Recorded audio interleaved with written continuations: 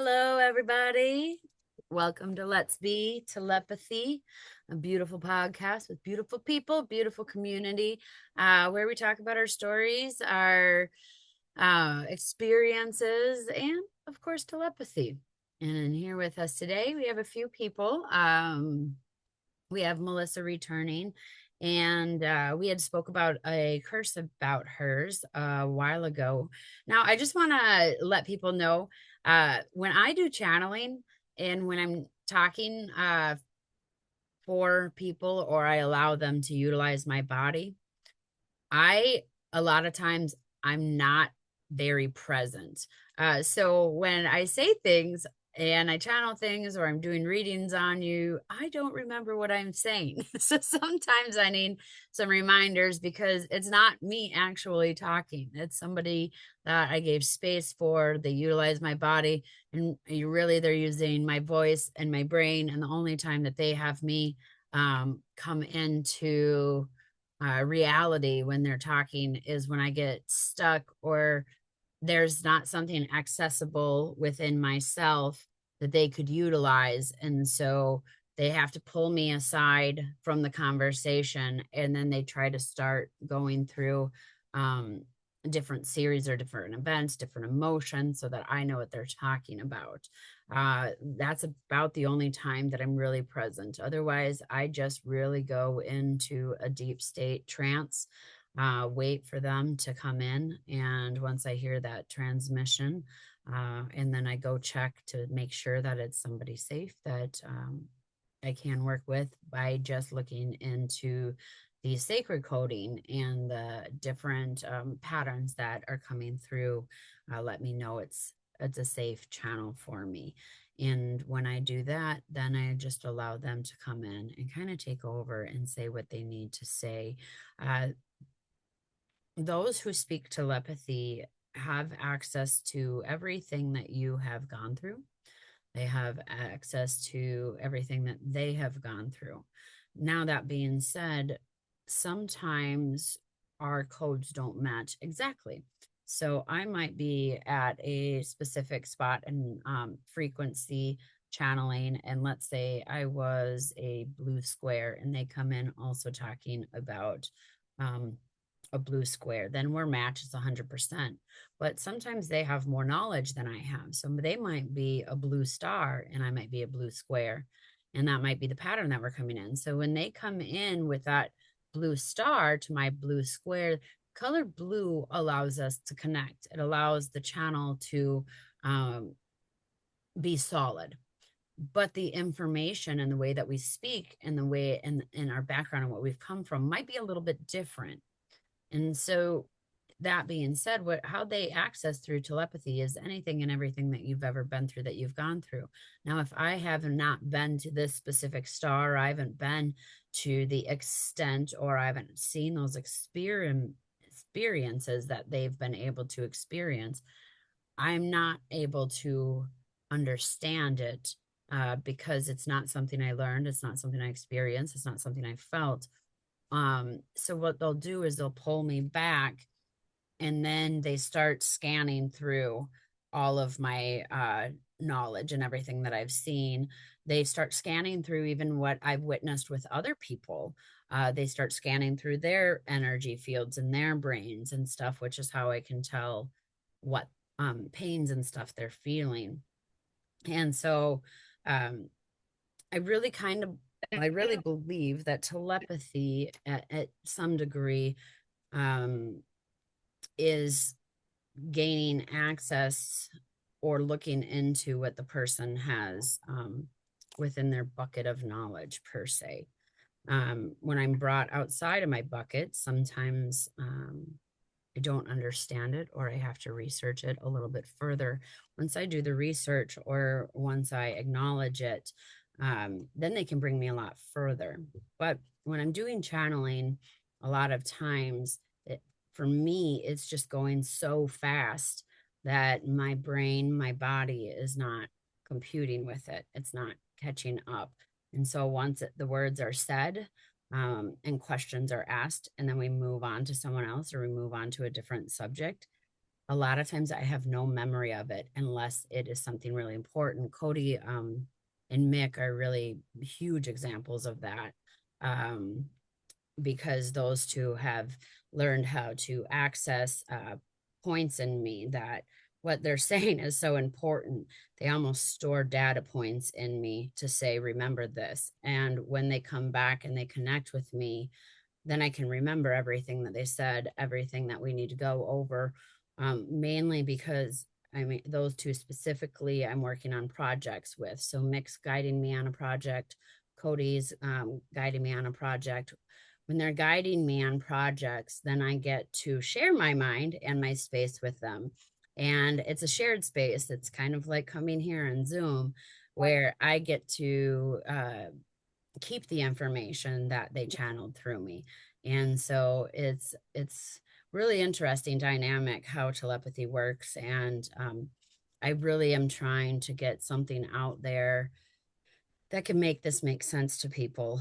However, I'm still finding a lot of people who um, think maybe they're advanced or think that they are doing telepathy are still maybe doing some harm. And so I was at one point teaching telepathy. I was at one point teaching energy work. What I have found is that once people find how to access it, they run with that information. They're ruthless, and their imagination a lot of times takes over what reality is. One of the things I've really challenged myself and really pride myself is anything that I have found energetically, anything that I have found through communication or anything I have studied. And I think maybe, was it Carmen? I don't know. Somebody had asked in a meeting, and they said, what books would you recommend? And a lot of people would probably point to, here's some books about spirituality, here's books about whatever. What I would tell you guys out there is, if you really want to learn telepathy, you really want to learn communication, you really want to learn energy books or energy, go to resources such as science books. Learn how computers work, learn how electricity works, learn quantum physics, and start learning at the basic level, because what we are doing is the same. We are the electronic units, though. We are the technology. So anything that you would find with electricity and energy, that's how we're doing telepathy. That's how we're doing energy work. And the more that you learn the basic of it, the more your brain is going to be able to understand how that works and how that flows out. So just wanted to put that out there for you guys. We have a few different subjects. I would like to talk to Melissa about her the curse, and she was one that kind of reminded me. I don't remember what I'm talking about. She was talking, but we're also going to talk to Monique and Cody, and I know Cody is really chomping at the bit here to talk. So we had in mind that it was going to be Melissa, but we're going to move to Cody first. And Monique, if you can open and tell everybody what project you're working on, because it's such a wonderful, beautiful project, and it's exactly what needs what we need in this earth. So thank you. Initially, I thought it was my idea. I really don't think so anymore. I think I just was given a really strong feeling to do this. And I did notice when Kai Dickens was talking to Jay Shetty about our kids in an interview, she mentioned that a lot of the community want to create spaces and safe spaces for people to be able to physically gather. And everything she was saying was what my idea was. And I hadn't spoken to her. So I thought, okay, this is a collective thing. And I'm just playing my part. I get it. And when I was talking to Michelle, who is the boys' other communication partner, as well as yourself, and I was telling her about the plan, straight away she was connected to Cody, and he said, yes, it's called Zion. So they're always way ahead of the game. And, he was waiting for me to bring it up. And so I'm just kind of going with the flow and being led. So I expect this is going to be happening everywhere, but where I am in the UK, I'd like to create a physical space for families like ours, as well as, because somebody did ask, as well as our friends, as well as also for the youth in our community, anyone seeking solace, respite, space, togetherness, connection. So it's for our speaking families mainly, and for us to be able to get together, for the mums and dads to be able to get together and carers be together and practice and be in ourselves. So it's not going to be a place where there is exclusion. It's not about spirituality. It's not a spiritual hub. It is a hub and it's open to everyone. So if you want to come and practice, whatever you practice there, fine, but it's a hub first for everyone. So it will be for telepaths, non-telepaths, AAC users, non-AAC users. It will be specifically for those that need a place to be themselves. So ideally, all the facilities there would be, things that our spellers and telepaths need. So they're going to be ideally the ones that we get the guidance from on what facilities need to be there first. Um, so what I would dearly like is for those that can connect to people that have land, have resources, have ideas, can build, can create, can advertise, can market, all the physical stuff that needs to be done. And I've got a whole plethora, I've got everything on paper. I just need the bodies, and the people with the motivation to see this through because it's going to happen. And it only depends on when is how many of us get going and when we get started. And, so it depends on us basically. But it's absolutely going to happen. And I'm really excited for it. And I'm really relieved as well, because I don't know everything, that we've got the guidance, from my boys and other spellers in the community, because I know they're connected to each other so I'm really looking forward to their input on what steps to take first, which is why, and leads me into the reason why I'm nagging you here, is that to ask Cody, while we're here, what he would like to contribute to the first meeting, because it starts in about 2.5 hours, the Zoom meeting.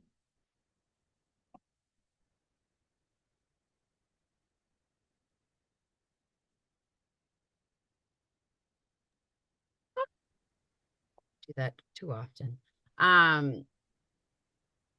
You got your pen and paper ready?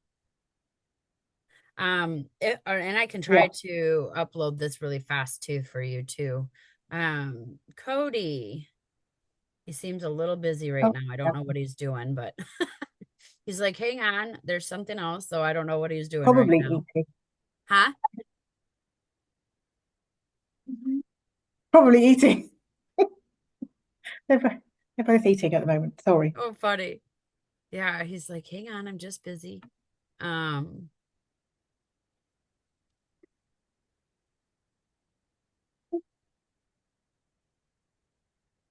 he is just doing something else. I don't know what he's doing. I might have to come back to him now. I got really excited to channel him, but he's in deep thought and conversation with somebody else right now. So I can't, I wish it was 100% all the time, but let me come back. I'm going to tell him when he's Yeah. ready to. Maybe Michelle's up. I don't know. Yeah. Okay. Nope, he'll talk. He just said hang on, and maybe he's talking to her too. I know he just said he's talking to someone else. But No worries. We can come back. okay, we'll come. I promise. He said he'll come back. He just has to finish this conversation or whatever he's doing, and then he's gonna channel. So I'm just gonna give him Cool. respect and let him have that. But he will tell you Well, and he thank will you. come back. Yeah. Okay. Well, I've posted now into the chat of the Facebook group. So I created a separate group because I wanted the group only to exist of the people who are physically doing something, not the watchers and the chatters, so that we can really focus and be proactive and get things done. Yeah. So the group is there, and the Zoom to the meeting is in the group as well. It's Awesome. posted in. Awesome. Yeah, I know I'm gonna be doing an event this year. around this. And then also, I was just contacted to do a autism telepathy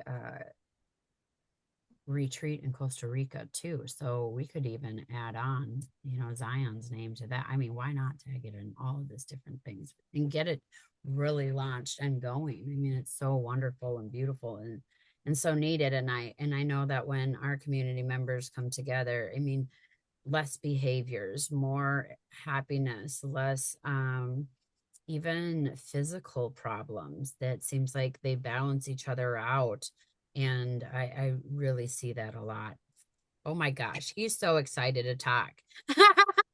Oh, Maybe, good. Excited, Bubbles. is I'm it? excited. Yeah, yeah, yep. Oh, I meant, is that Anthony Kim? Is that? Yeah, he's happy today. Yeah, yeah. Maybe that's why, because he's coming in right now, and Excellent. he's in a good mood, and he wants to share a message, but he actually wants to talk about this project. Oh, wow. So that's really funny because he's like, he won't talk about it, but I can. And I love it. So we're probably gonna have two people talking about this project now. That's so funny because we keep saying like we've got to do something. We just officially pulled him out of school this past Monday. I told them we're done. And so my husband and I were saying, why can't we create a community? Like there's got to be something that we can create, have it be outdoors, by water, something, and bring all these amazing kids together. It's actually what he was gonna say in the message is like, Excellent. I gotta tell mom she's gotta get in on this, and I got something to say because I'm part of it too. And he's just like, I'm part of it too. Like, instead of hi, it's like, I'm part of it too. And just so nice and so sweet. Okay. Well, let's get a channel from two people then in the group today. Party line. Right?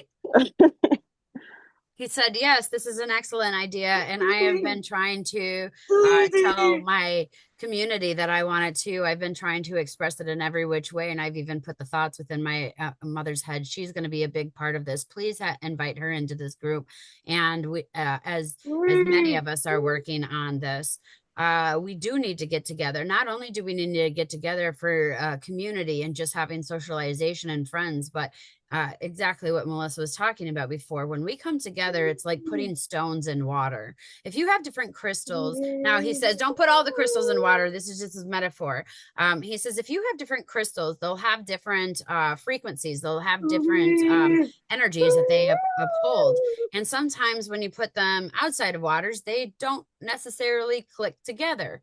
But when you put them in the waters, what ends up happening is they all end up having a stasis. They all end up coming to a place of harmony where they don't bother each other's energies, and they need each other's energy actually to rebalance and re-energize. And that's what this project is going to do. You have a bunch of people that seem like their frequencies, their energy, their thoughts, their patterns, how we act, how we speak, everything. It seems so unnatural to the normal, and I'm quoting that because he's not saying that, I'm saying that, and I'm saying normal as in how we, humanity, says normal, but it's not really normal, and that's why I'm quoting it. And he says, we seem so out there to the normal community, but when you come and you bring us all together, what you'll start to see is that we will start to align, we'll start to match each other's tones, we'll start to sing, we'll start to talk our language, and we're going to be so close that the power within us is going to amp up. It's going to re-energize us. It's going to help balance out the parents. It's going to bring a lot of the emotional support, something that maybe isn't talked about. As we're talking about the community, I would really like to bring a side note or a side meeting of parents and needing their emotional support, because once the parents understand their emotions and can regulate themselves, then we better regulate ourselves. But there's so many of you crying behind doors, screaming behind doors, going in car rides, running away, and we just see that you're trying to do it not in front of us, but we're still affected, we're still very much part of you. So I would really like to offer, and this is something even we can, he says, we, my family, can start doing right now is opening up a meeting like AA meeting. But it would be something more of he says magnificent, not special, magnificent needs class, and bringing our parents together so they can all fall apart together and then pick each other up, build each other back up so that each of you are stronger, because it is about our community and it is about us, but it's also about our caregivers, and our caregivers need a place to talk to people, to break down, because so many people are going through the exact same thing. And as they are going through this emotional high rise, um, they're going to need that emotional support. We give each other support when we go to our special places in the cosmos or within our consciousness. And that is where we go when we need that support. But we strongly feel that it is important to make a community for the caregivers, the family members, friends, even so that they can understand what is going on, so that a place that he said, a place that is real and doesn't hide it, lets people and allows people and encourages them while in that space to have a mental breakdown. But in that space, when they have those mental breakdowns, they will have a community that has already gone through it also. But it's okay for you guys to have behavior issues all it's okay for you to have behaviors too. You shouldn't have to keep it all together. And I just wanted to put that out there. I also want to say thank you to everyone who is listening. I'm so full of love and so full of light and energy that I don't need today. And so I would like to open myself up and offer healing to all of you.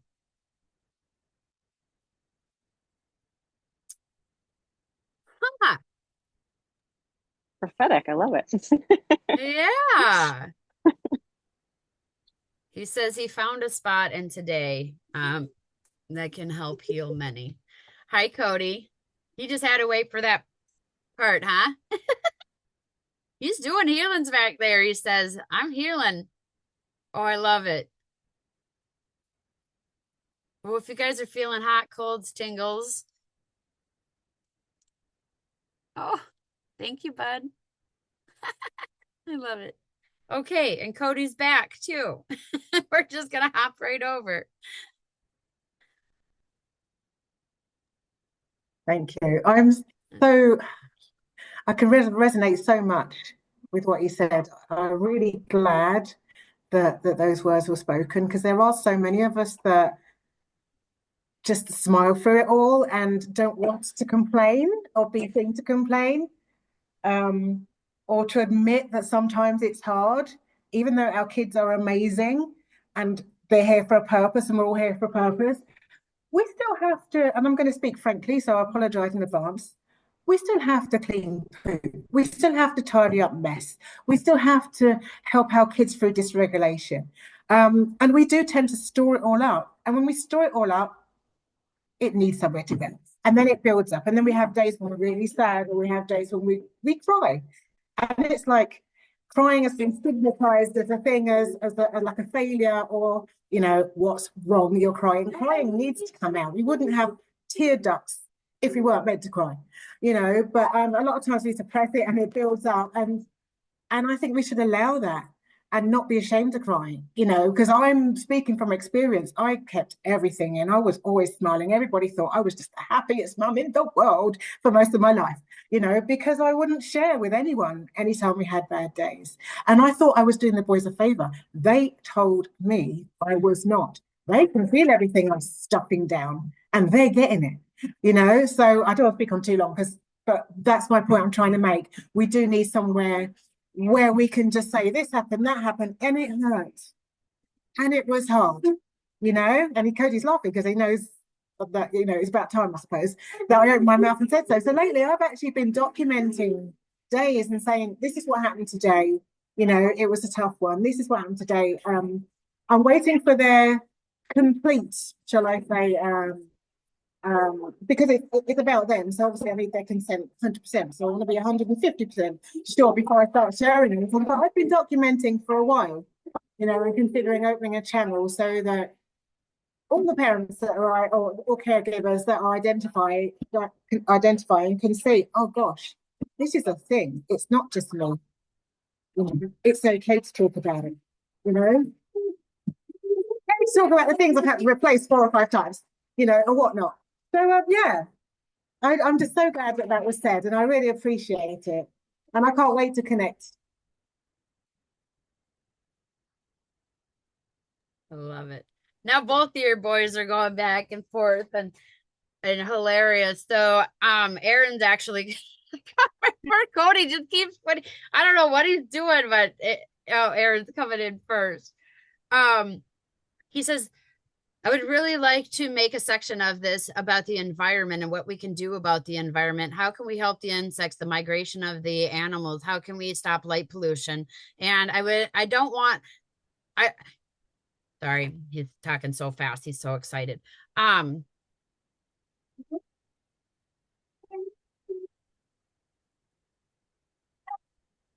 I would like to make this group very purposeful, not just a place where we meet and we have fun.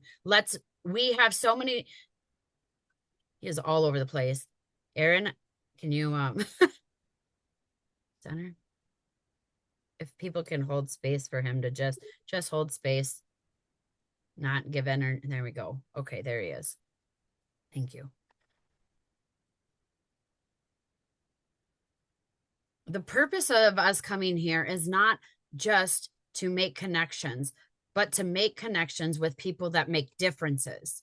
And so many of us have so many great ideas. We are scientists. We are the greatest researchers. We are the greatest database that you will ever find.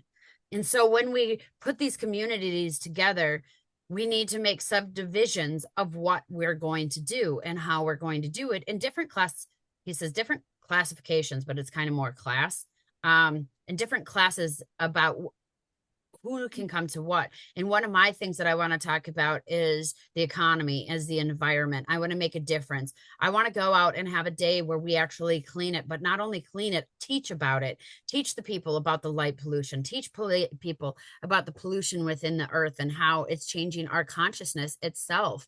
I want to talk about the migration of the animals, of the birds, of the insects, why I want to follow the insects and see what they're up to. We can communicate them. And I would really love for people to understand the communication between us and the insects, because it's so much. If you're paying attention to them, then you can see what's going to be going on between us, because we're both the same sensitivity when it comes to frequencies and energy changes. And when we start teaching people about that, then we can start teaching people about themselves. When we're teaching people about the earth, we can teach them about themselves. And so I would really like to open up an environmental space where we are helping the whole. And that is what this whole thing is going to be about. It's bigger than what you can even see, is that we're going to have different hubs, but those hubs will have different stations of different projects that everybody will be doing.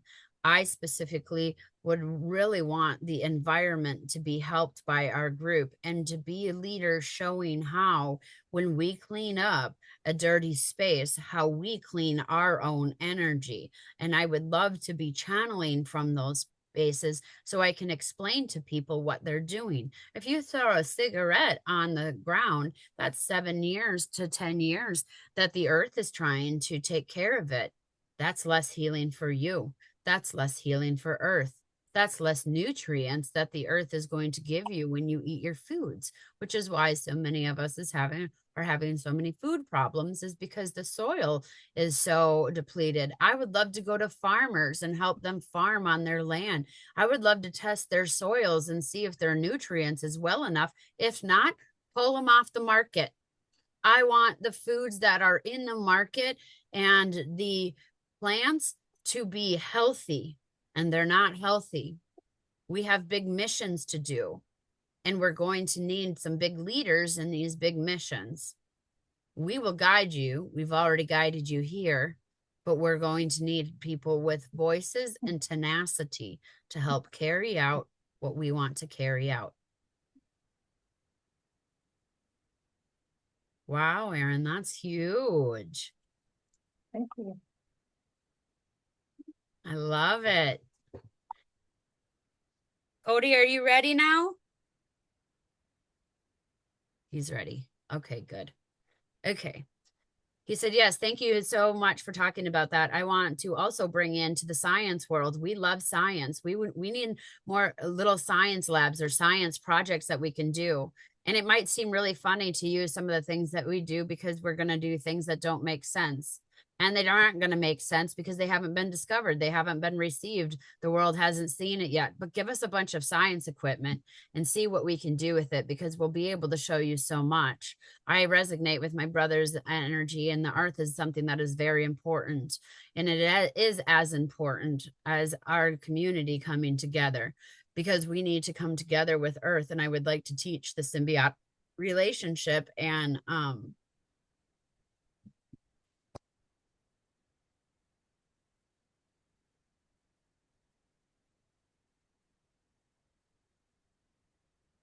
oh my gosh, I know this word too, and it's on the tip of my tongue.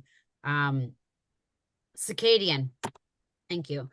He has said, not only do we need to regulate the people, but if we can regulate the circadian rhythm within our own body, then we would be more adaptable to the earth and the surroundings around us, because then you would understand that what is going on with you is also going on with the things around you. So he said that he would love to teach a class. And he's even saying, Melissa, if you can even do something like this, is teaching people to get to their circadian rhythm in their body. Because so many people, he said, with the TVs, with the radios, with the satellites, with the different frequencies, with everything that's going on, you have disconnected your rhythm from the earth. And getting people to resonate back with the earth and the times of the earth, that when we're supposed to be going to bed and when we're supposed to be waking up, is going to be huge.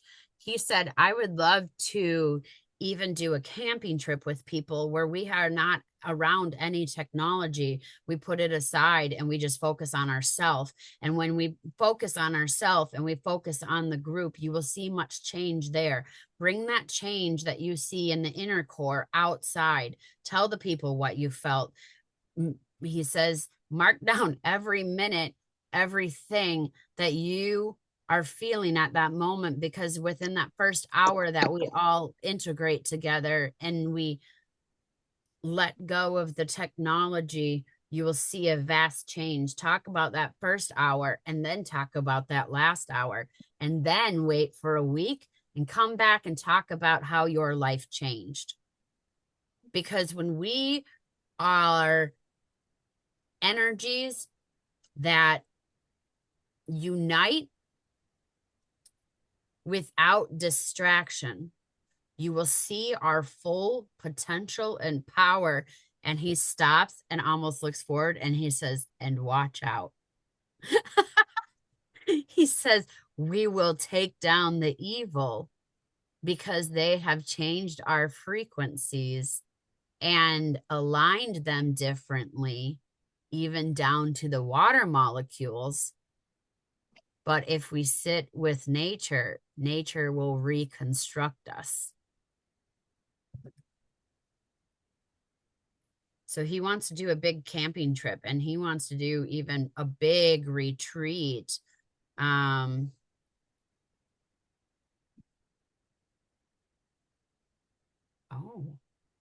I might have to bring you on, Kelly. She's talking here in this chat. That might have to bring her on.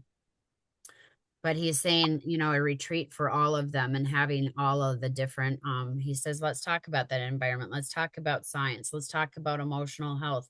Let's talk about how to soothe our bodies without interfering other people's frequencies.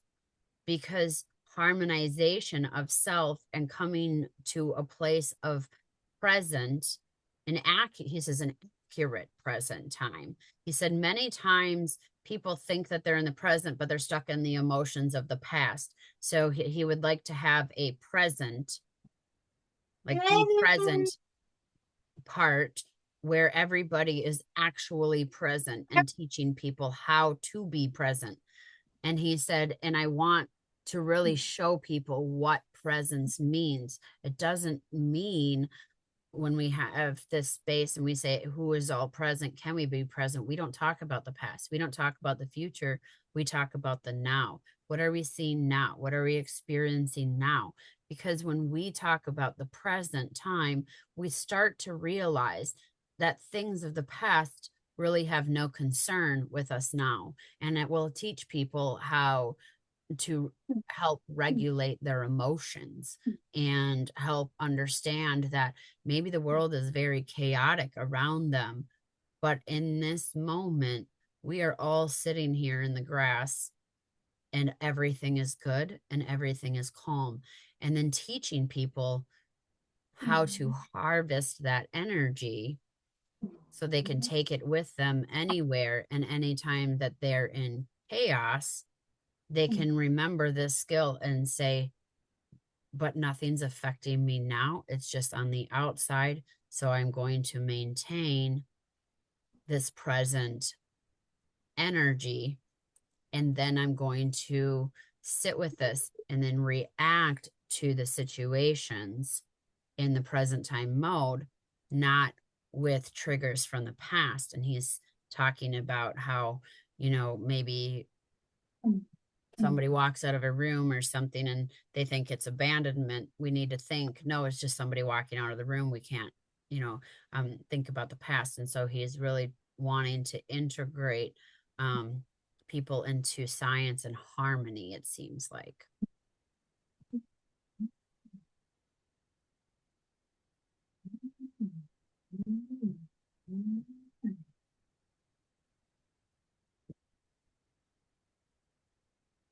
He said, I would also like, I would also like it, if possible, for somebody to create a room that is specifically designed to overstimulate, that has different tones, has multiple different voices, and even pressurization changes, so that we can start allowing people to know what it's like to actually be overstimulated in the capacity that we are. And maybe you would understand more. And if you were put into these chambers and you learn to calm yourself and you learned how to override yourself, maybe you can teach us also. That would be really intense, but really helpful. I mean, he has like speakers all around the room, and each speaker is set to a different voice, different tones in the room. So all the different tones are going on and off. He's even showing lights coming in and out because they're seeing lights all over. And he said, make sure to include the dogs barking. So I don't know if he doesn't like dogs barking, but he's saying, the dogs throw us over the edge. Yeah, yeah. I'd love a dog, but it's not happening because they both don't like dogs. Aaron specifically, yeah. They always back away when people go by with dogs. Yeah, they are noisy and unpredictable, I guess. I love it. I love it. Do you have any questions, They are specific super. questions? No, I think that's a really good idea. The room, I've never thought of that, but it did bring me back to a memory because I support this charity called Charity Water. It's not like Water Aid or one of it's charity hyphen colon water. Scott Harrison's one, and the reason why I joined that one is because when he was speaking and he said a lot of people don't necessarily trust charities because I don't know where the money comes from. So I kind of joined it because he was specific in making sure that people could see where it was coming from.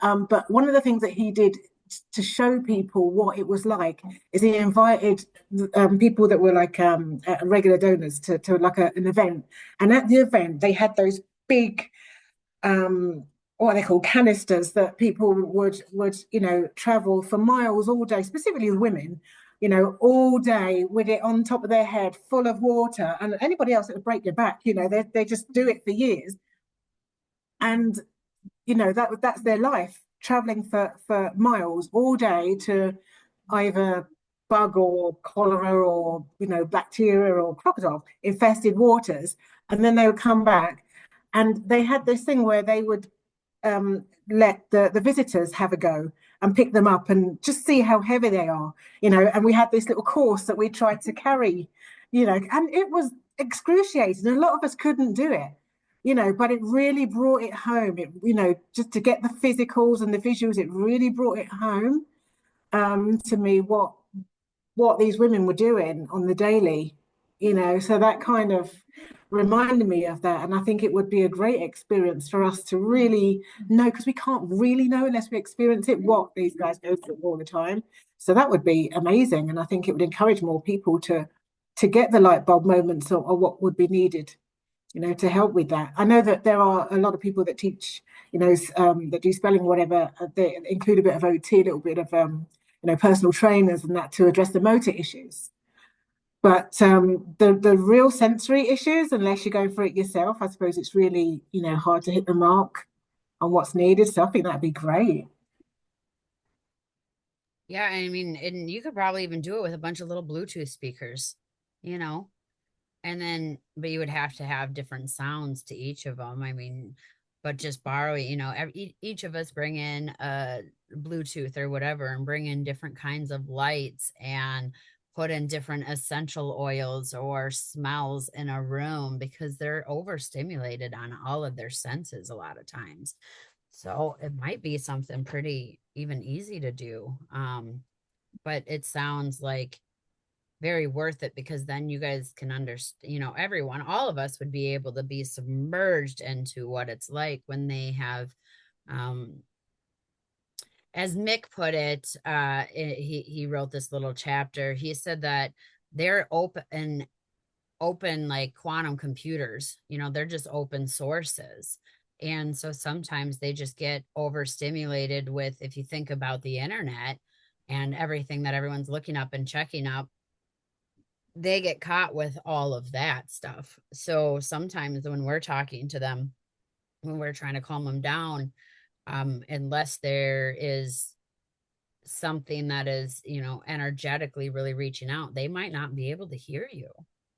They might not be able to Mhm. even acknowledge that you're there, because they're seeing different people all around. And I had a case yesterday where a gentleman, was in a class, and or he was in yeah, he was being taught, and just kind of got up and ran, and he had said that something just took over him and he couldn't see the world anymore, and he put himself in a very unsafe place, and could have potentially died from it, but didn't even acknowledge that this earth Wow.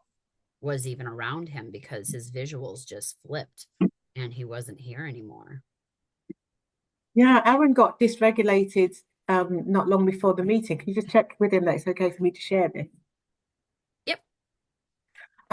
Like today, and I was wondering if it was almost in advance of, because he was just sitting at the table, we were just sitting eating, but like that, the bowl just went flying, and obviously my brain's thinking, but nothing happened. What was that?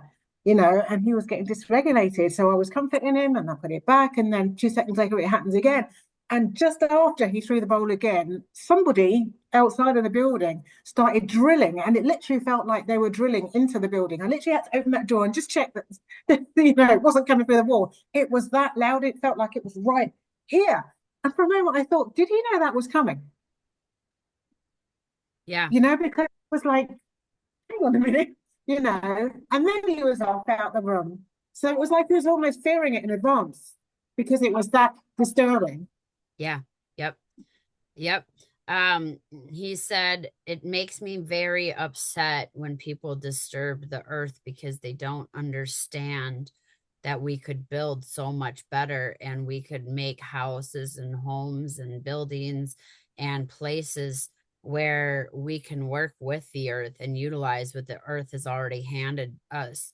But instead, we choose greed and ego to take what is not ours.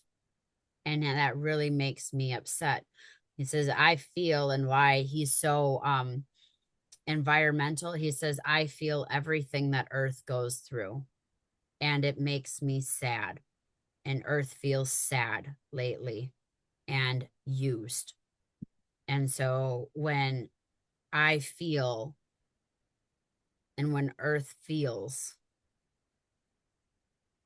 we are confused why many others don't feel the same. Like he says, I don't understand how disconnected people choose to be. Not are. He says choose to be. He said at any point, all we have to do is go out and put our hands down to the ground and ask that we feel it, and we will.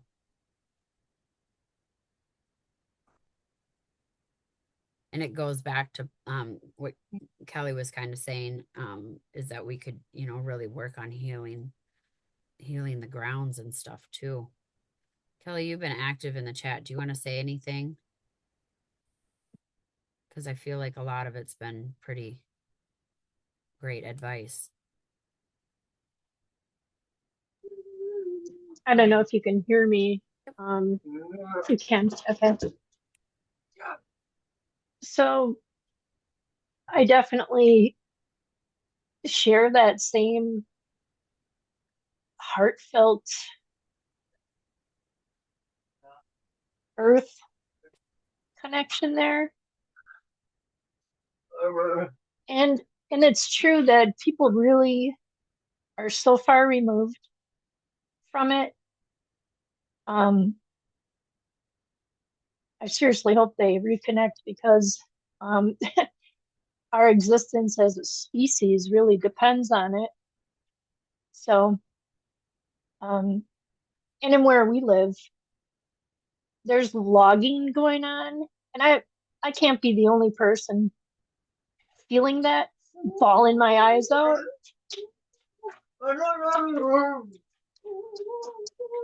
And other than that, we're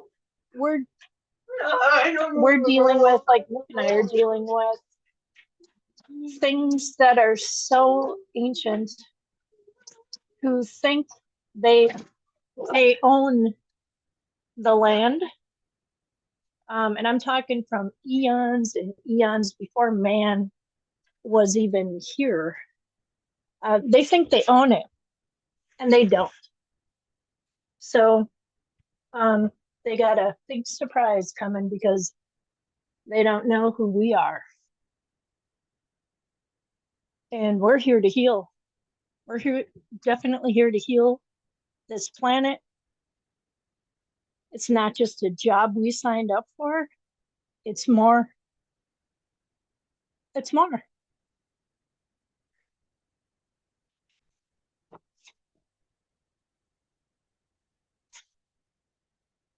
Most definitely. And I think So, that yeah. a lot of us that are here, and I'll publicly state that too. It seems the more and more and more in depth that we get as individuals and as a group, and the more that we expose things. I mean, we can even look at the telepathy tapes, and that's a huge one. Is the more that we expose, the more the pressure's coming down on us. There is a very big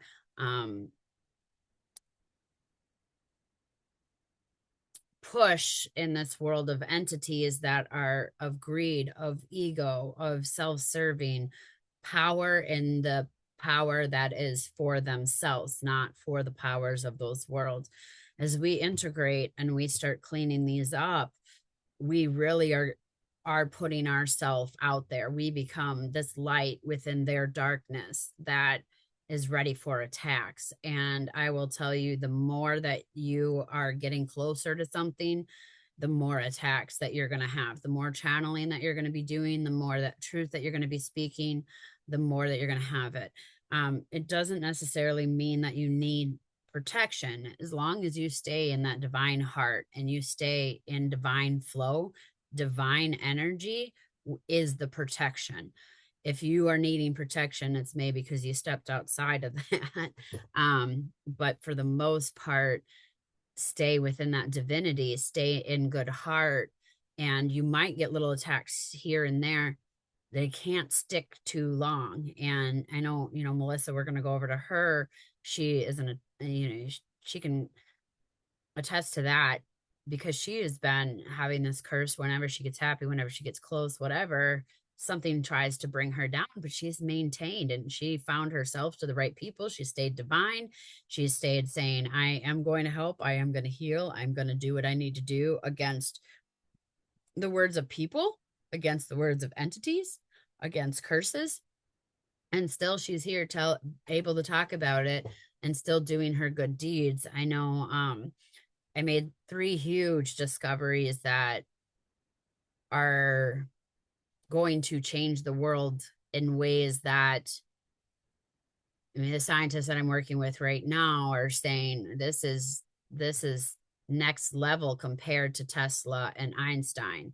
And I will tell you, the moment that I had it, boom, my oxygen's down, my stomach is big, and it was trying to do anything and everything it could do to keep me down. But I have people like you guys. I have shamans. I have tools that I utilize, that I just have to put my mindset in. That's not an option for me. It's not going to happen. And the more that you attack me and the more that you try to keep me down, the harder I'm going to push to heal, because the more I know my mission here on earth is needed. And I will say what I need to say, and I will show the truth. And when I have this packaged in the exact way that I need to, I'm telling the world, and it will be completely life changing for those that listen, because it's going to come out in a big way. And the way that I'm going to present it, try to prove me wrong. Just try to prove me wrong, because I've been trying to disprove myself the whole time. But the more that I do that, and the more I find, the more I'm getting, these energies. And I know Mick's going through it too. He, if it's okay with Kelly, can I kind of say the conversation that we had last? Sure. Okay. He had said that his mom's coming into her power more now. She's always had it. She just kind of hid it. But now that she's taking authority over what she can do, and it's bringing the two of them a lot closer. And the closer that him and her are getting, the more they're trying to scramble Mick and trying to overstimulate him so that him and his mom can't get close to do what they're supposed to be doing. And so he's really been going through it. She's part of a project that I'm part of, and she'll be part of this. She doesn't know it yet, but she'll be part of what I'm going to say to the world that has to do with Veda stuff. And I can tell you that we are going to be under energy attacks, but we just got to stay strong and say we know who we are and we know what we're doing, and we're going to do it, and you're not going to stop us. There's going to be nothing but death stopping us. And I even go further than that, where I tell them all the time, kill me, try to take me, because the second I'm outside of this body, I'm limitless, and I will be going to all of my telepathic people. I will be sending the messages through them. The message will get out through 100 people rather than one. So I'm not somebody that they want to kill. So good luck with that, guys. They can bring me down, but I'll get back up every dang time. That being said, we're going to go over to Melissa to talk about what she has been going through. We had kind of caught the curse that she had, and I had forgotten a lot of what I said, and I explained that in the middle or in the beginning why. But we're going to move over to Miss Melissa now. I understand that too. Doing my own animal sessions, you don't remember everything that you're talking about. And when I record them and send them off, and then somebody might talk about it, I'm like, you kind of remember, but you don't, because you're in that channel state, like you said, and it just kind of goes with it too. Yeah, I feel everything that all the kids have spoken today and feel it to the core of my soul. Tears have just been flowing, understanding them, understanding their animals, how they're such in that frequency with them and the earth right now that is crying, and the destruction, especially with all of the Wi-Fi and the electronic stuff. It is just, and I truly believe that is why I've been put in this space that I am right now, this land, because a lot of times my Wi-Fi does not work and my connection, and it's just, yeah, it's a lot. And I literally seeing the bigger picture was one of the messages from the kids. And right before this call, I drew three animal cards. And the first one was a giraffe spirit, see the bigger picture. And so just that was a huge message right there of saying that too, like that is the bigger picture of what we're really supposed to be here for.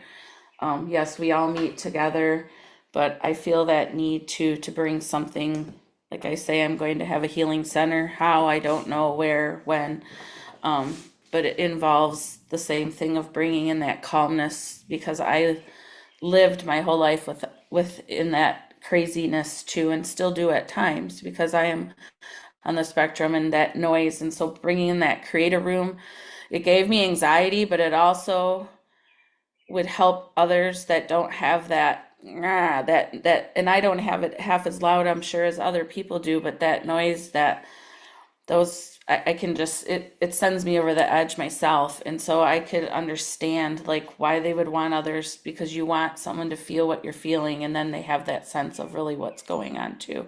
They can put themselves in those shoes and understand why they feel this way or what's going on. And just everything that has happened today has just been it's life changing, literally. I can't walk away from this and not have like my heart and soul in a different space, and just like how can I serve more and what can I do more to help. And I bring biofeedback, and I would love to do that with anyone who's really open to do it. It's such a calming sense. It takes you into the quantum realm. It helps the kids and the parents too, because they need it more almost at times, because they're so overwhelmed. And just even with animals, like your animals are so in tune just as well as the kids are. So at times the kids have the animals and they are communicating with them in their space, and also sometimes their energies don't mesh at the same time, but they have that frequency with them to at least I feel in a more safer space when the parent can't get to that level. And yes, when we are calm ourselves and our bodies in a different state, we are in that zone and that zen of where they want us to be too.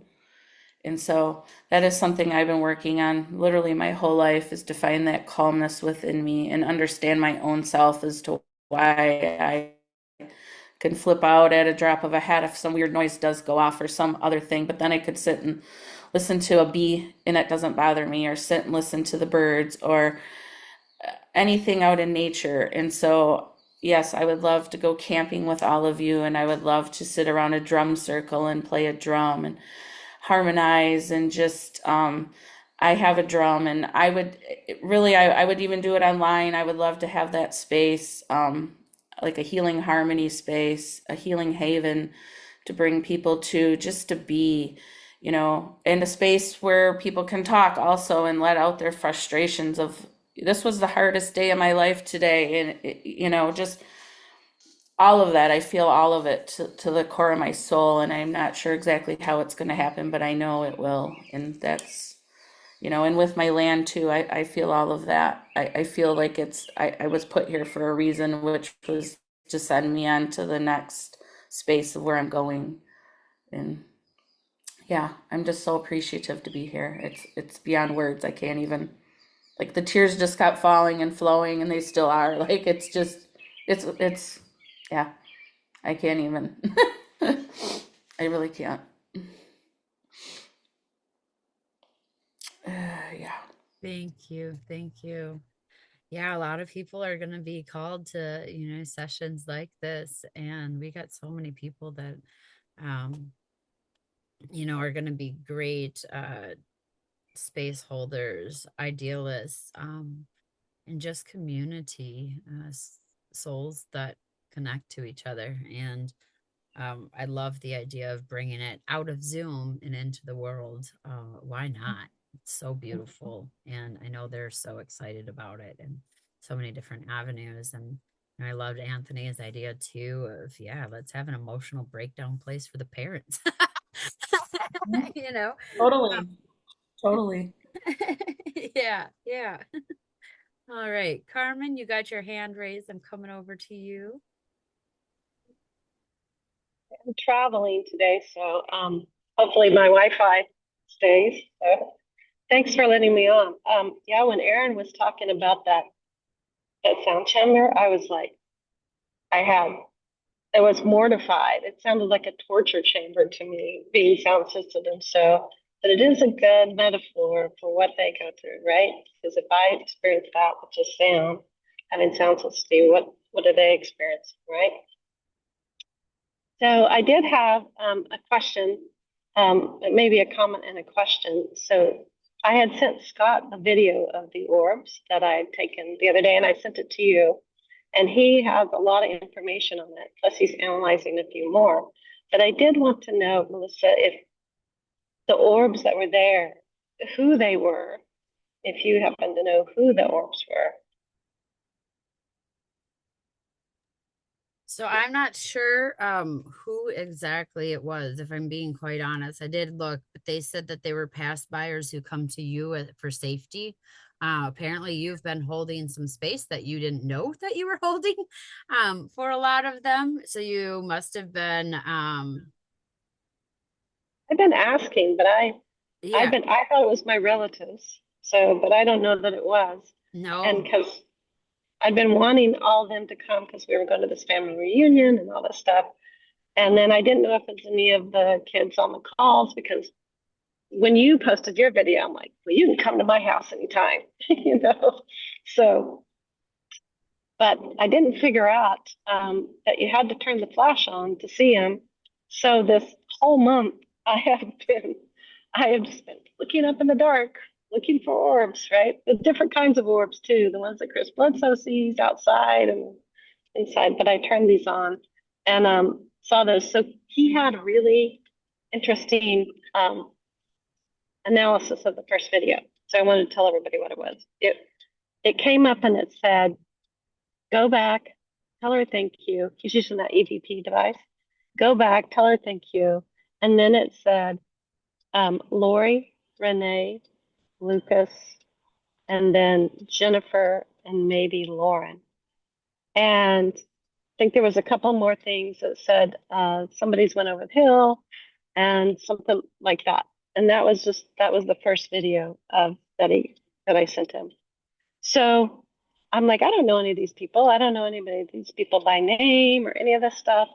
So then I just Googled the first three names, Lori, Renee, Lucas. It's a cold case from 1990. That's her exact name. So he puts together in the EVP diaries on YouTube, you can go see some of the stuff that he puts together cold cases, but it's not really to solve the case, it's more to set their spirit at ease. So I don't know who this is, but I'm game to help. And so this is an interesting journey. I've sent a few more videos to him. I had a list of questions that I asked them when I stopped calling them my relatives, right? So I finally realized that this wasn't them, and I just didn't know who the orbs were. So hopefully he'll analyze those videos in the next few days. So I just wanted to let everybody know that I've joined like Team Spirit. I'm not really Ghostbusters. It's not really a Ghostbusters team. It's kind of the opposite. It's like a team, looking for people who have. I think they even try to solve murders with what they do. So anyway, there's that. And then he did have something to say about Jonathan Wong. That so he believes with his group, that he's passed on, that he's in the water, that he met up with someone that wasn't, you know, that was a bad person and that did him harm. And yeah, so that was his feedback. I was hoping he could be here today so we could talk more about that. But I asked him if I could tell everybody, because I know everybody's been really thinking about that case. I see the exact same thing. I can see exactly where his body is, and I wrote them and told them, and I see him in a body of water. And I even know the body of water every time I'm there.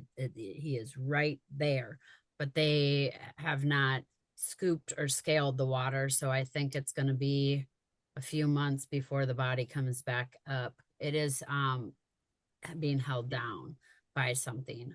So if they scaled that place, I know that they would find him.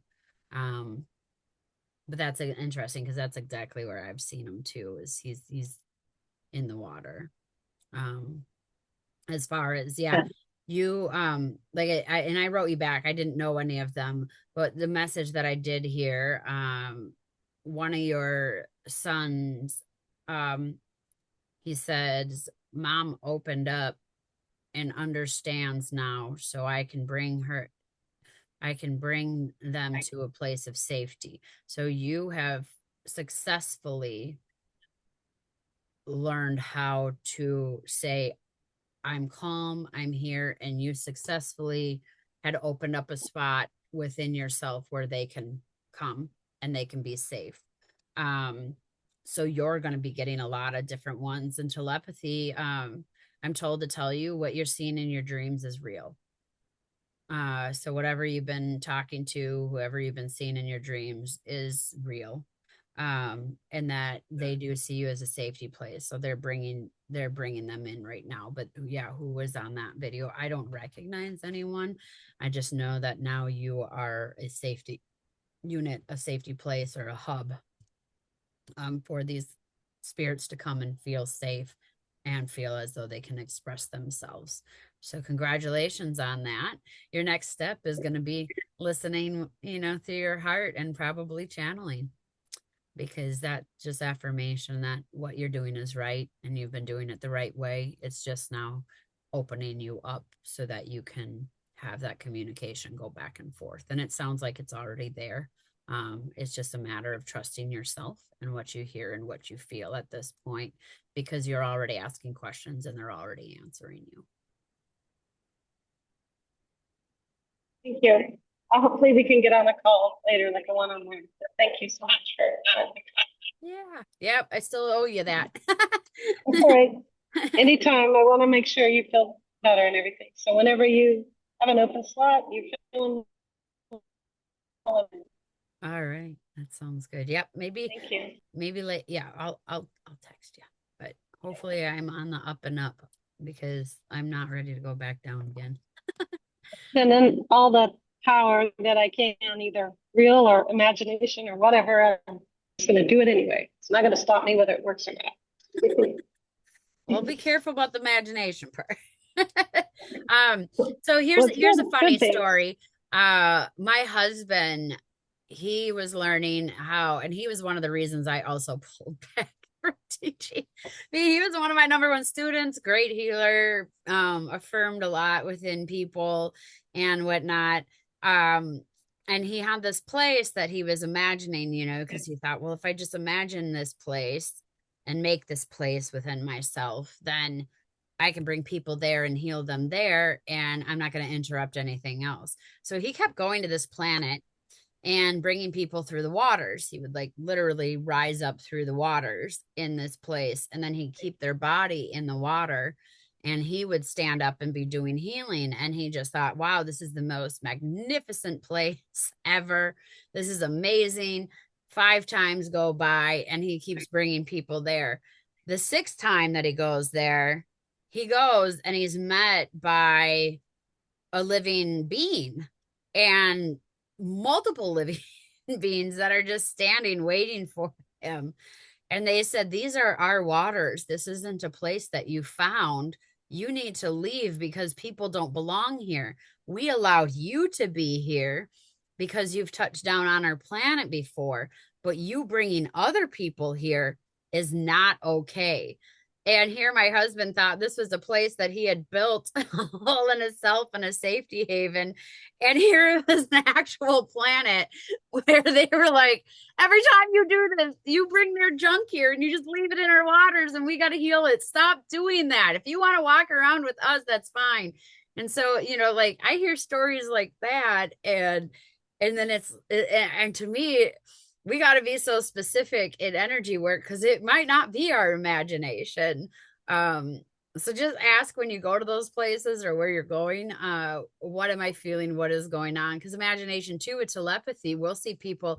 I can tell you right now, I know very specific people that have said that they have gone to the hill and the kids are almost laughing and being like, that was their imagination. Their souls aren't good enough to come here. And so we have so many people riding with imagination. And that's why I go back to do your studies. Make sure what you are doing is literally by the science books and you know where you're going and how you're getting there and how these things are happening. Because if you're not knowing, it might not be a place for you to be. And I don't know. I just kind of want to put that out there. I love imagination, and imagination really helps with different places. But also, once you have the imagery or you know about it, then step back and really start to ask the questions. Am I okay here? Is this real? If it's real, how could I prove that this is real, backed by science or backed by whatever? Because you'll find something else, and it might be in computers. It might be in something. Zan, go ahead. And I know, Laura, you have your hand up too, but I feel she wants to say something right now about this subject. Yeah, sorry. So who are you saying that we're asking? Are you asking, like when you saying ask yourself if this is right, or ask yourself how would you define like where we're getting that discernment from? Okay. So there's always trails. So when you're doing energy trails and you go somewhere, right? How did you get there? And you can always ask your body and your mind to step back and show you the way there, because it will actually slow down and show you how you got there. So when we're in places, like saying, oh, I'm going to the hill. How do you really know that you got there? What evidence do you have to say that? And this is where maybe you can't find something about going to the hill, in books, but maybe you find a speller, maybe you find somebody that does go, and you say, did I go there? And ask them. If you are going with the angels or you're going with some of your ancestors, Melissa had brought that, or Carmen did bring that up, that maybe she thought it was her ancestors. That was imagination, because it was other guides that were showing. So if she says, are you my ancestors? Please show me in real life. You could have a picture of an ancestor fall. You might have a relative call and say, hey, I was just thinking about so-and-so.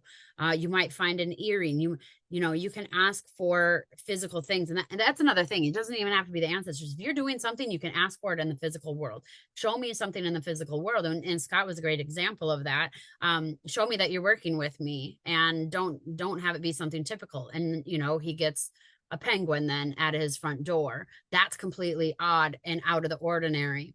There's your sign. So you can be asking the, nature, the universe. One thing that I do specifically, and this is just me, and I always encourage everybody to do it your way, because I don't feel that any two people ever do it the same way.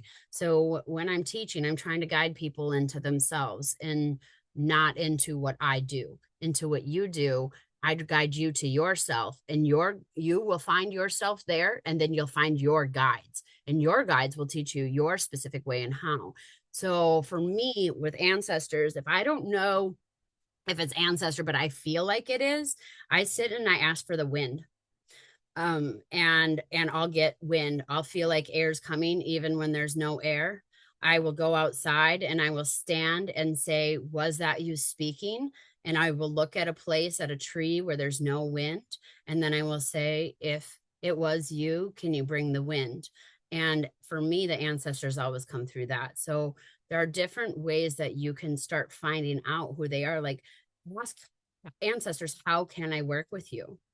And just keep asking that question. And maybe water's going to show up. Maybe fire's going to show up. Maybe a color blue is going to show up or something. But when it starts to repeat itself, then you know that that is the pattern that they're trying to show you, and they'll always stick within that pattern. And so every time now that I talk to ancestors, I verify I need wind. And now I know it's them. If I'm not getting wind, I know it's not them. If it is, for some reason, I always know exactly who I'm working with in telepathy. So that comes in with, like, if it's, Anthony, Cody, Aaron, whoever that I'm working with, Leland, I've had communication with them before. So that one's a little easy for me, because the moment that they come, I know, oh, well, my hand when I talk to Mick, I just want to put my hand up every time. I just want to go like this.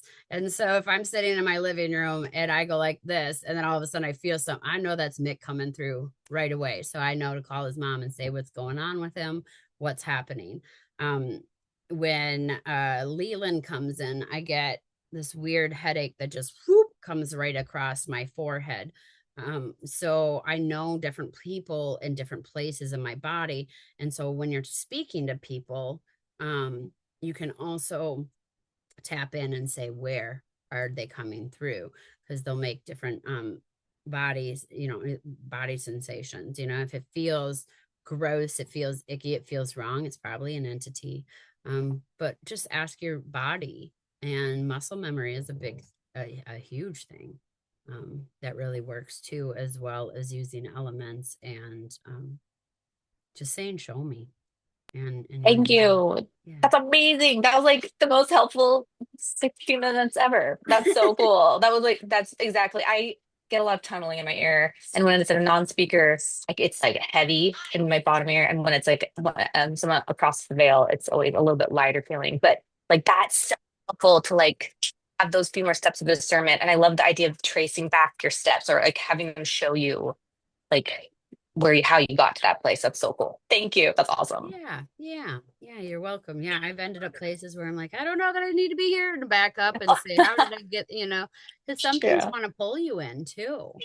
Yeah, that's so Session interesting. starts, is that they I'm want glad to they're pull weak. you in and then come in. And so if you're not sure about where your body is and what you're feeling, and you can test yourself too. That's another thing. Train yourself. When, you can do it through movies, music, your hobbies, whatever. When you're feeling good, again, present moment, check in. What am I feeling? What is this going through? And then know the good feeling. And then when you're feeling bad, what is this feeling? Check in. And now when the different energies come in, your body's going to know if it's good or if it's bad, because you really learned how your body feels in the difference of the good and bad. Because when bad things want to come through me, I know immediately that is not good. You are not for my body. You are not making me feel good. Out you go. You do not have it. I will shut my channels down immediately. Whereas if it's good, and and now also know that I have a lot of people that come to me that are having behavior issues, or they're overstimulated or whatever. I still feel good when they come through, because I know that it's a good person. But now so when they enter through, I might hear screaming, I might feel overstimulated and my body changes. But that first initial is, oh, okay, it's Mick. I feel good. This is safe. And then comes the screaming and the yelling and everything that they're going through. But I will hold space and say, hey, you can come here. And if he goes there, then I know for sure it's him, because I've allowed him. This is your space that you get to be in. If anything else goes here, oh no, you were just coming and trying to mimic him. You weren't actually him. You came through and you commanded my hand to stand up. But I don't feel good, and you're not sitting in my body the way that he does. So now I know you came to mimic because you found his energy, but you're not him, because we feel differently. And so, you can even know good or bad at first, and then they might come through and say, hey, I'm dealing with a demon, or I'm dealing with an entity, or a man is hurting a girl, and I'm feeling that, but it's still feel safe initially. So just some little Oh, thank you. That's so helpful. Thank you. yeah, yeah. Lori, I know you've been waiting for a while. Thank you. We're moving over to you. All right. So we just walked in from our spelling therapy session, so it might be chaos for a minute. When you were speaking of the child that was in a essentially life or death situation yesterday, that was me. Well, my son. And I keep replaying over and over again what happened. Obviously, it shook me to my core.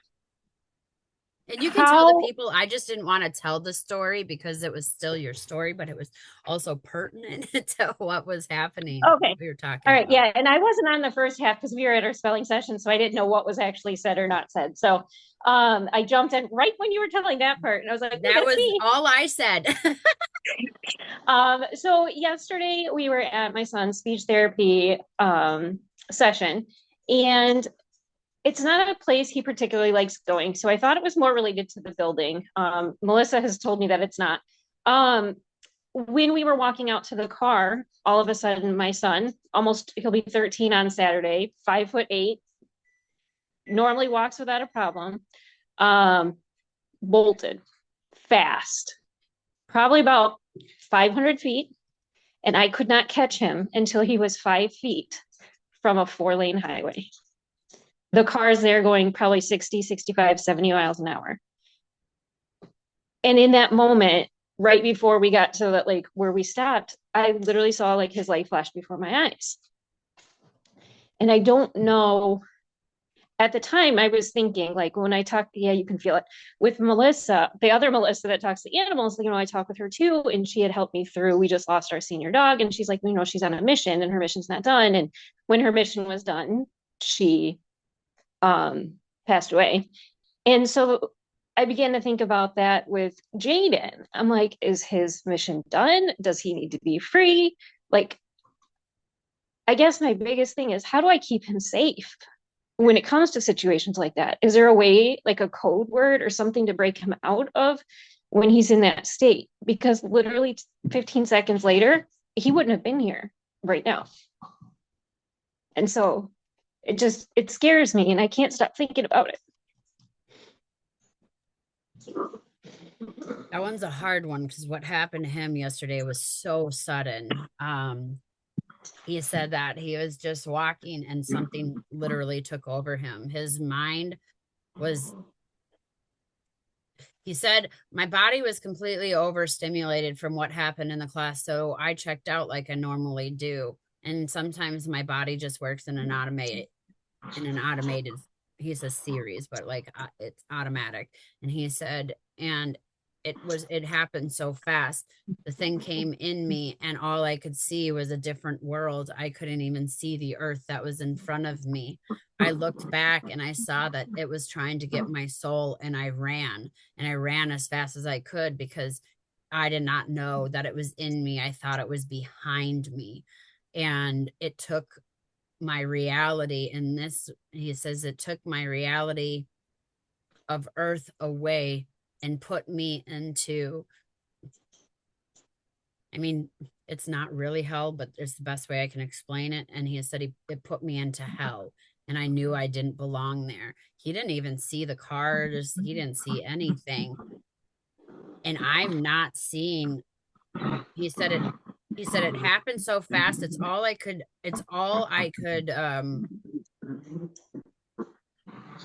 absorb. It was my reality. And when he says when they come into us like that and they change our reality, they not only change the reality of earth, but they put filters on our ears, our eyes, our nose, our everything. And so all of the senses and all the things that we are seeing and feeling is not anything of this world. So it is very hard for anyone of this world to speak because it doesn't reach the descent of where we are at. He said, your fear is what shook him, is that he felt fear down to his bones, and your fear overtook.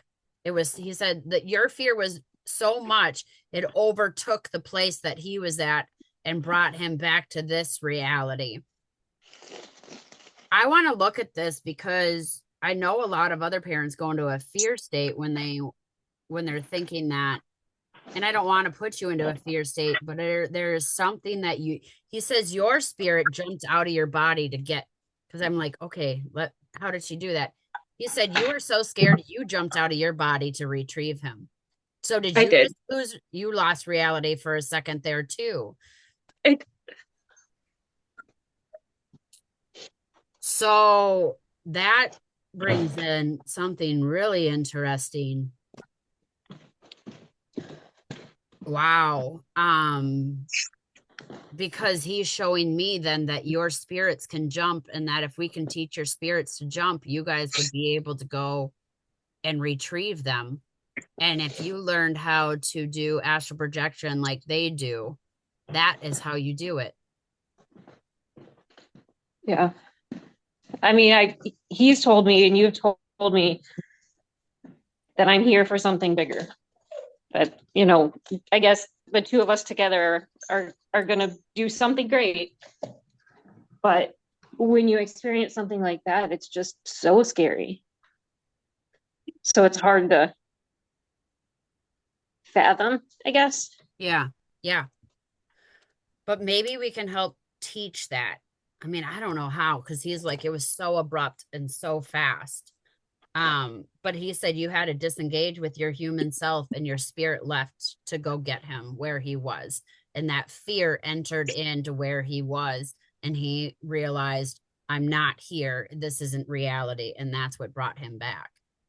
Right. And I felt it in my body, what you're saying, that like my soul left to help him. I did physically feel that. I didn't recognize that is actually what happened, but I know the minute you're talking about, you know. Sorry. No sorries. No sorries. This is huge. Thanks for that. Oh, yep, Monique, sorry. You had your hand up. Go ahead. Yes, say. Hi, sorry. So sorry that you went through it. I just want to sympathize, and I can. One thing I just want to add is that when you go through something like that, because I've been there, it kind of leaves you with like a trauma imprint. That it's one of the things I was talking about earlier that will be there unless you clear it or do something about it. So you know, because I went through that with Aaron, and I'm sure he doesn't mind me sharing, but he lost the house, and I didn't know until a few minutes that he was gone. So he had a good old head start, and I had no idea where he was. And I played every worst case scenario through my own head. I literally gave myself PTSD, worrying about all the things that could be happening to him at that moment. And while I was having those thoughts, of course, I'm hyperventilating because the body is responding to all those thoughts. So he was found safe, you know, somebody found him, okay, sitting in the middle of the road with his legs crossed, but he was fine. He was found, and some, you know, he was with a family, and you know, the police came and all the rest of it. Because of all the thoughts I had, I was left with such a trauma that I was having panic attacks and checking on him every few minutes, and I kept reliving it and kept reliving it and kept reliving it and all the what ifs. And it was only until somebody said, "Look, you've got PTSD," you know, and I had to physically go and get that addressed. You know, that I could move past that. Even now, because to me it was a safety issue, because even now he will still run when we go out together. And I have his consent, and I can double check that I do actually. I wear a wrist strap, you know, and it's a kind of long boy strap, you know, because it can happen at any time. And I'm with Cody when I'm with Aaron as well. So in our case, I can't just run after him because that would leave Cody behind, you know, and he'll wander off in a different direction. So I wear a wrist strap to address that. So he still has the freedom to go ahead of me, you know, to an amount, but it's proven very useful, you know, since then. On occasion, he's literally just running through a road when a car's coming, and I just pulled him, you know, and pulled him out of the way. So it's just something that's practical, that is an option if your son would agree to it. It would give you peace of mind. But I'd also say, you know, you've suffered a great trauma, so that energy will be inside you somewhere, and waiting to be released sounds. Yeah, I appreciate that. Thank you. Yeah, and that's a good idea. That's funny. I had kind of even thought about that or seen that. I was thinking about my granddaughter. She is a flight.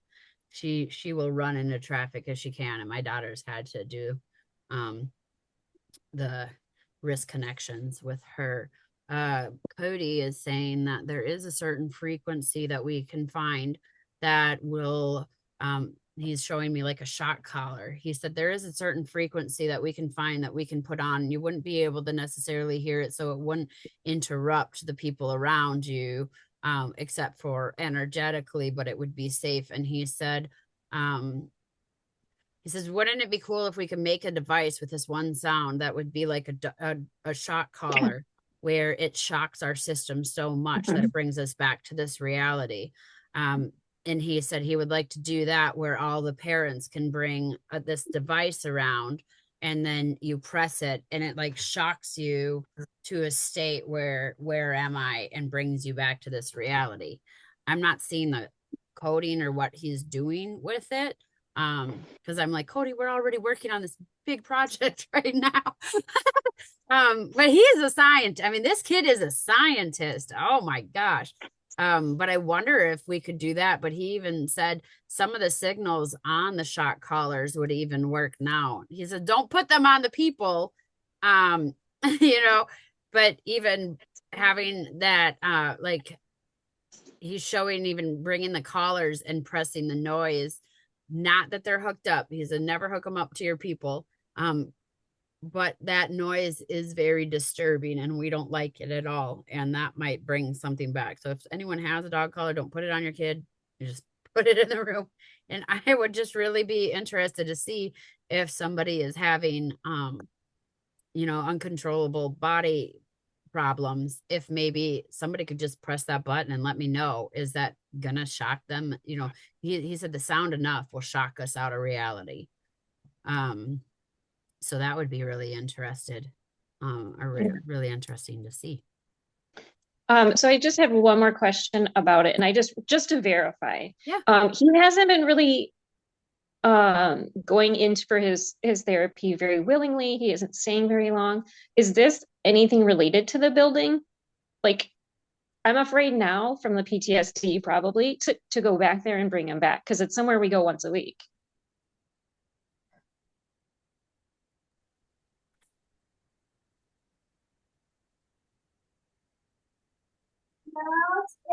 Anywhere I go to try this form of communication is going to be uncomfortable for my body for an extended amount of time.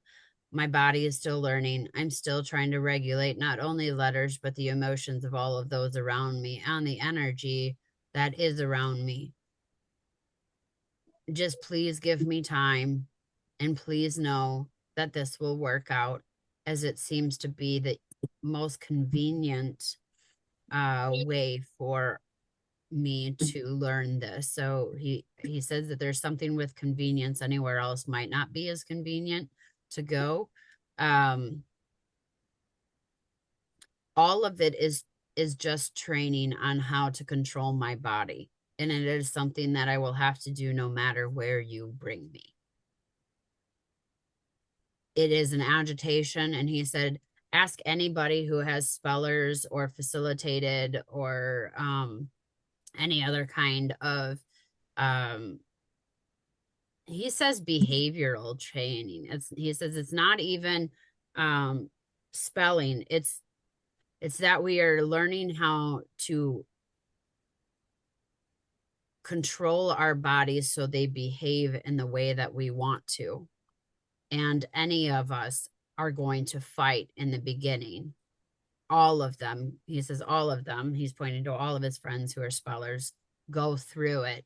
And all parents in the beginning will always question, is this right or is it wrong? But it is beneficial for us to learn this way of communication.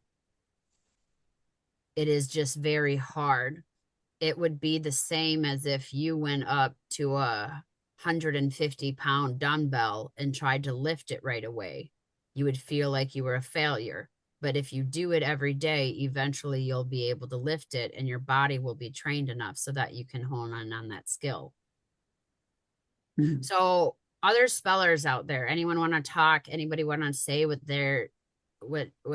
you went through, what your children went through, what your students, anyone who, if you're there, just take yourself off speaker and speak about it.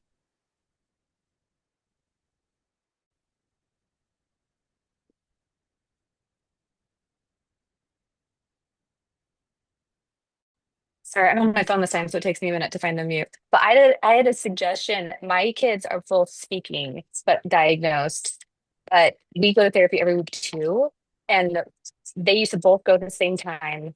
And we just did something new because they were like, we're not going. Like the day before, they'd be like, no, we're not going.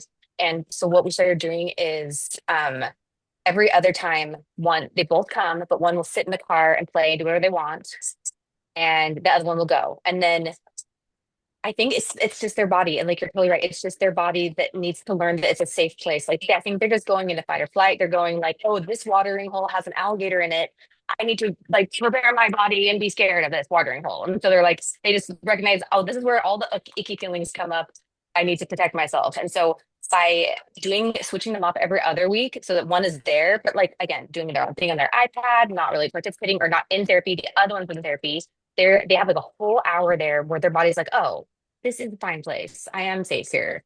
And like slowly, I mean, there's still like a little bit of like digging the heels in about going, but like again, I think it's like purely a body thing. And you kind of have to like help the body see that this is a safe watering hole. Like you don't have to be scared of this area.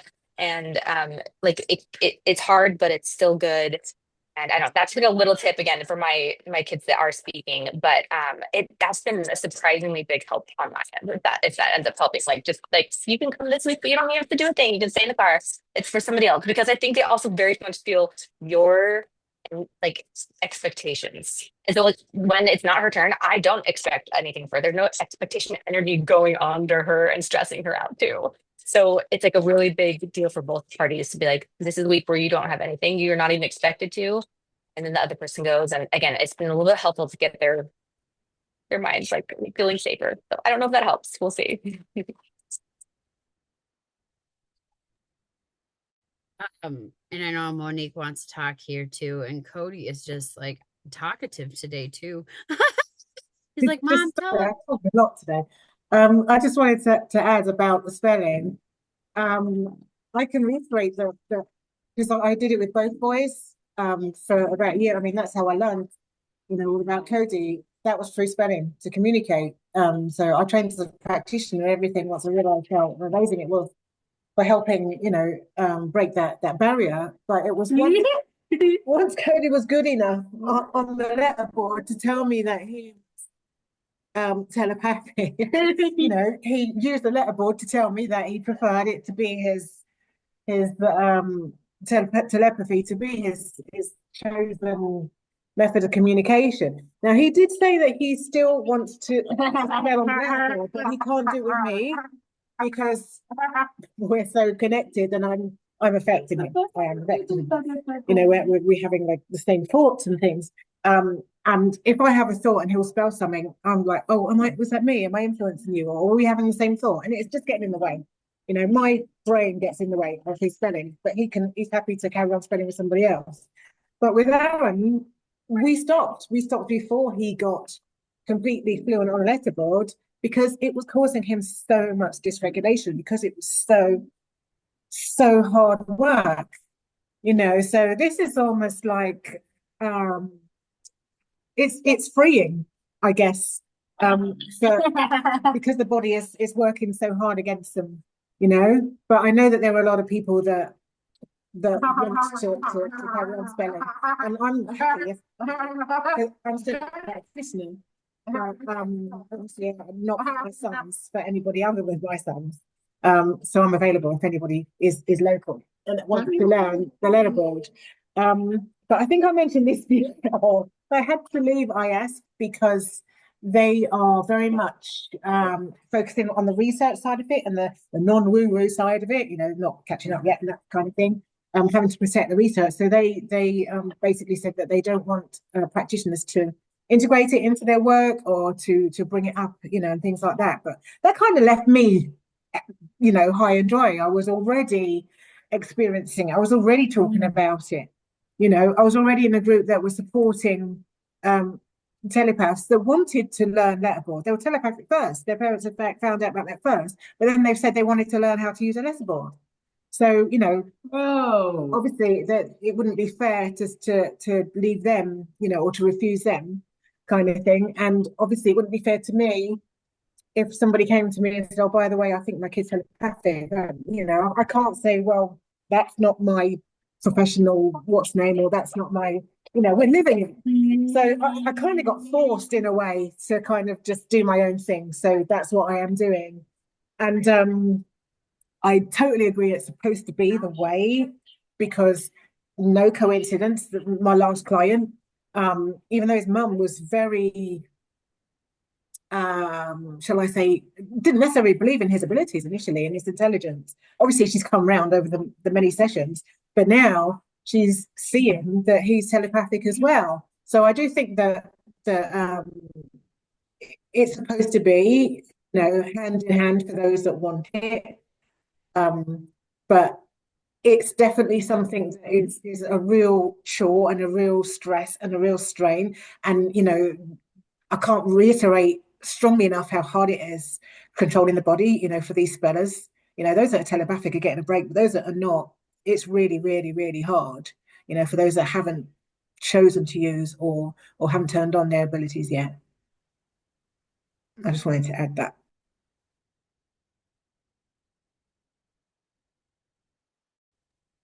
I love it. Thank you very much for your perspective. Cody wanted to add in his few thoughts. He was like, "Stop, I have something to say." I love it.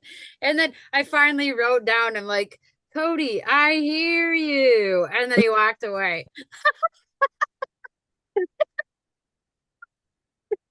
Too funny. Cody said, "I would really like to just say Water. So he said, "I would just really like to include that maybe an integration period should be made before we go, because our bodies need to learn to adapt. Kind of like when you go into cold water, you don't just run into it and jump in. If you do, it's going to be a shock. Your body's going to fight back. You're not going to be able to breathe. You're going to be dysregulated. A lot of times people just bring us to these classes, and sometimes we're in our head or we're not exactly sure where we're going or prepared for that energy. So to have an integration period to say, okay, we're going to spell, and while we are on our way, or while the teacher's on the way, or while you are preparing the teachers out there, talking to the parents or the teacher, whoever, to just have a moment of time of integrating the energies, because a lot of times we go from class to class and there's no integration. So we're from one moment into another. And the big thing with us is that we need time for overlapping, because to go from one energy to the other is too abrupt, because we feel that. But to have the warm waters maybe, or going a little bit slower into the cold waters, our body can regulate it. So on the way or before the session, to just tell the body, it's time to sit down. It's time to bring your spirit, your mind, and your body into the same place, because it is going to require all necessary parts of the body to come into this place of spelling. So he says, if we would have people remind us to think about what it is that we're going through, it would really help also to say, think about what you're going through and how your mind is going to connect to the cosmos to allow your hand to move the way that you want it to. And then taking a moment, maybe 2 minutes, he said minimum 2 minutes, when you start to connect with the person that you're wanting to spell, he said, be with them and not with you. It's really easy to think about everything that happened with you, but you have to fully be there for us, because we're counting on you for the support. So pulling back and saying, I'm here with you. What are you feeling? And he said it'll only take a few words of validation to connect and just calm yourself and try to say, what are you going through? Touch is very important. If you can touch us first, and if you can even, he says, this is it. Oh, this is really cool. I like this. He said, sit with us, because one of the things with spelling is that you're not doing it. So if you get a letter board and you talk to us with spelling, and that's the way that you speak to us, we will learn from you how much easier it is. And I know Kelly's raising her hand, and Mick is a good one. If you guys will hear me say it a lot because it was an extraordinary story, but he wrote his little book, or we started writing a book, and he wrote his chapter, and he came right into me and he learned how to type. And he didn't type, he didn't spell, he didn't do anything before we sat down to write. And the whole time I was writing, it was weird because I usually look at the computer and look at the words, and I kept looking at how my fingers were moving. And Mick, right after he was done, I sent the chapter over to Kelly, and I said, Kelly, Mick said he's ready to write. And she got him a spelling board. He got the spelling board, whipped it across the room. She set him up with an iPad, and he started typing. And now he's typing words, and he's never done that before. So Cody's reminding me, and Mick's reminding me that maybe we should do this. And if we do the spelling, then they come through us. They will learn more how we regulate and how we do this. And so it's very important to integrate ourselves there, because they're very tied in with you. And so while you're doing it, they can share space and remote view how you're doing it and check the feels in your body to know what it's like, because it shouldn't just be us. He says it shouldn't just be us spelling, it should be you also. And I know Kelly has something here. And Kelly, go ahead. Do you think Mick would be able to share the code with the others? Quite possibly, because as they were kind of channeling, that's something he even talked about is he said we need to teach them how to go better in you. So how did he explain? He says we need to teach people how to go into other people's systems so that they can see what is needed to be done. Because once we understand, it's just like the Matrix movie, that it's unlocked immediately and we understand, but we have to go through it first. And so that's kind of why he's asking people to go, and maybe Cody's saying, can you guys spell too, so we can see how your bodies are working through that. I don't know. Mick, you want to write another chapter on how to do that?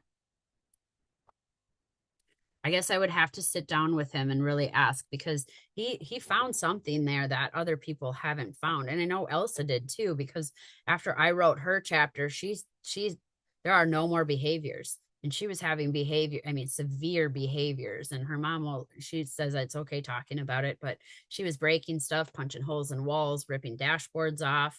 And it was just about getting what she needed to say out. And once she said it, she has had zero behaviors. So there has to be something about seeing somebody else going through it, witnessing it, and then them watching the experience happen so that they can learn. Go ahead, Zen. There is one non-speaker that can speak to me and I can speak to him, but I'm not very good at getting things clearly. And he keeps trying to tell me something to tell his mom, and it feels like he's avoiding doing spelling because he thinks that he's gonna have to give something else up about this veiled person or the traveler that he is through realms, if he gets past that boundary of spelling and does a really good job. And does Nick have anything to speak on it, regarding that? Are there some non-speakers that it's kind of like a law of compensation? If they end up being able to fully communicate or get to that space of communication, do they lose something else within their mind space that tethers them less to their astral world and more to the mortal world? I don't know if I'm saying that correctly, but it feels like he's telling me something to that effect. Like, I don't want to lose this innocence I have by now spelling. Unless my mom really wants me to do that, I'll do that for her. But like, just what she's asking. And I'm like, oh my gosh, how intense of a thing is he going to give up? I think that's what I'm curious about. The ways of communication actually absolutely change when they become spellers. They have to go through a different integration system. And I know several of them have made the choice that they don't want to speak, they don't want to spell, they don't want words. And the word innocent, specifically, that you brought up, they say that once we speak, we lose innocence. Once we write, we lose innocence. We lose innocence because words are tricksters, and they're not necessarily some words that we say. And I'm gonna just channel Mick. He's my easiest channeler. Sorry, just right now at least.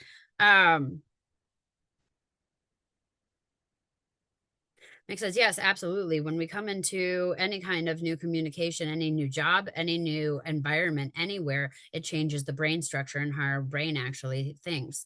We have, many of us has chosen to stay silent and to stay that way because words such as love can mean 500 things to different people, but we are energy forms. And so we try to give people our energy. We allow them to feel our energy rather than feel the words. It is to help wake people up. It is to help see that there's a different way to communicate, and that's through feelings and emotions and not necessarily words. Sometimes when we write words down or we say words, then it is bringing our spirit. He says we lack the spirit and we integrate humanity. So maybe spelling is just so hard because he has to come more into this reality and feel where he might feel more spiritual and spacious when he's not spelling. When we spell or we type or we even speak, we have to come from here and we go here. And so when we are here and when we're in the embodiment of ourselves, it appears as though we've lost so much because we don't have the visions, we don't have the hearing, we don't have the sight, we don't have everything. We come to a place that you're at. And when we come to a place where earth reality exists, we no longer can see the outside reality. And that is the hard part of the spellers or anyone coming to regulate their body, is jumping from this vast, huge universe to type one little letter on a board takes so much focus, and we lose our awareness of everything around us.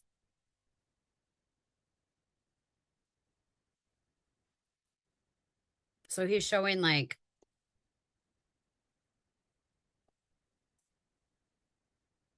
this is a metaphorical showing. If you're at a party and everyone's at the party and everyone's talking and you can see everyone, so this would be like spirits that they're talking to or ancestors that they're talking to or whatever, and we're all having these conversations, and then somebody walks in and they don't speak the language, nobody can understand them, and so one person will have to go and learn how to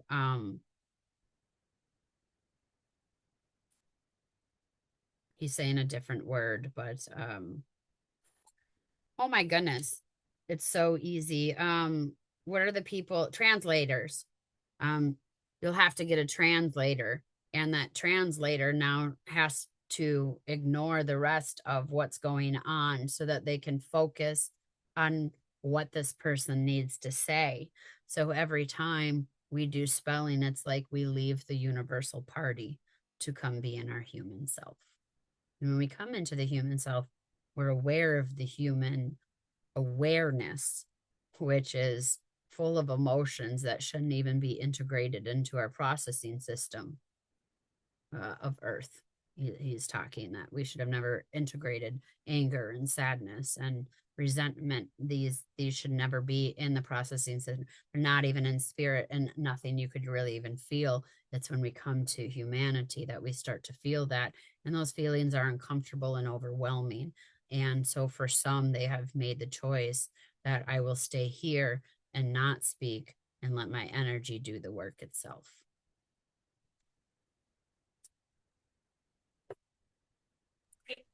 That's amazing because that's so much of what he's touched on. He said things like, he's got another brother who's a sweet human, like just pure innocence. And he's like, my mind is like his because this other brother is like, has no guile, has no shame, have those other emotions. And he's kind of touched on that. And so I love these confirmations. Like you're saying everything that he has touched on, but you're like culminating it into that. Like that reasoning and thing. And what's so, yeah, there's so many beautiful aspects of that. Yeah, thank you for explaining that. That's such a cool perspective and it makes complete sense. That's awesome. Yeah, you're welcome. You're welcome. So we're over the 2 hour mark. Does anybody have anything that they want to say, anything that they want to add to the conversation? Nope. If not, all right. Well, we're gonna end this session of Let's Be Telepathy. Monique, if you can get maybe Kim and Kelly, especially maybe Melissa, if you guys go back here before I close this out to get that link, you might I mean, you guys would be great helpers for her in this. I know her meeting's coming up. I'm going to be starting my treatments in about a half hour, or about 45 minutes here. And I have 4 treatments rounds today. So I'll probably be going until 5 o'clock because I have different things that I'm going to be doing. I'm going to miss that meeting, but I will watch the record on that, Monique, and I apologize. I do have something that is kind of brewing here that we're going to set up. So I do want to talk to you about that also, as far as getting community and whatnot built in a physical place. I have a very specific park and I've already dreamt about it. So I know where I'm supposed to be bringing them. But yeah.